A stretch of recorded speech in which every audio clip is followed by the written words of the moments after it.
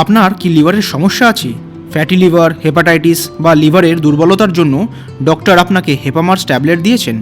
কিন্তু ঠিক কী কাজ করে এই ওষুধ, কিভাবে খেতে হয়, সেফ নাকি ডেঞ্জারাস? আজকের ভিডিওতে আমি আপনাদের সব কিছু একদম সহজ ভাষায় বুঝিয়ে বলবো। নমস্কার বন্ধুরা, আমি ডক্টর সূর্য আর আপনারা দেখছেন ডক্টর সূর্য, যেখানে আমরা সহজ ভাষায় জটিল মেডিকেল বিষয়গুলি বুঝে নিই। তাহলে চলুন শুরু করা যাক আজকের ভিডিওটা। হেপামার্স ট্যাবলেট কী? হেপামার্স ট্যাবলেট মূলত একটি লিভার সাপোর্টিং ওষুধ। এতে থাকে এল অর্নিথিন, এল অ্যাসপার্টেট, যা লিভারের কার্যক্ষমতা বাড়াতে সাহায্য করে। এটা কিভাবে কাজ করে, অর্থাৎ এর মেকানিজম অফ অ্যাকশন। সহজভাবে বললে আমাদের শরীরে প্রোটিন ভাঙার ফলে অ্যামোনিয়া তৈরি হয়। লিভার এই অ্যামোনিয়াকে ডিটক্সিফাই করে, কিন্তু লিভার যদি খারাপ হয় তাহলে অ্যামোনিয়া জমে যায়, ব্রেনেও সমস্যা হতে পারে, যেটাকে আমরা বলি হেপাটিক এনকেফেলোপ্যাথি। হেপামার্স কী করে? এটা অ্যামোনিয়াকে কমায়, ইউরিয়া সাইকেল ও গ্লুটামিনের ফর্মেশনকে বাড়ায়, লিভারটাকে ডিটক্সিফাই করার ক্ষমতাটাকেও বাড়ায়।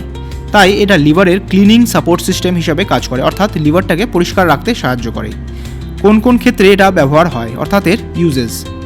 ধরুন কারোর ফ্যাটি লিভার আছে বা ক্রনিক লিভারের সমস্যা আছে, লিভার সিরোসিস হয়ে গেছে, বা হেপাটিক এনকেফেলোপ্যাথি, বিশেষ করে অ্যামোনিয়া জমে গেলে, আবার অ্যালকোহল রিলেটেড লিভার ড্যামেজে।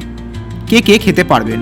যাদের লিভারের সমস্যা আছে, ডক্টরের পরামর্শ অনুযায়ী, ফ্যাটি লিভার আছে এরকম রোগী, অ্যালকোহল রিলেটেড লিভার ড্যামেজ আছে। সবসময় মনে রাখবেন, নিজে নিজে কিন্তু শুরু করবেন না, ডক্টরের পরামর্শ জরুরি।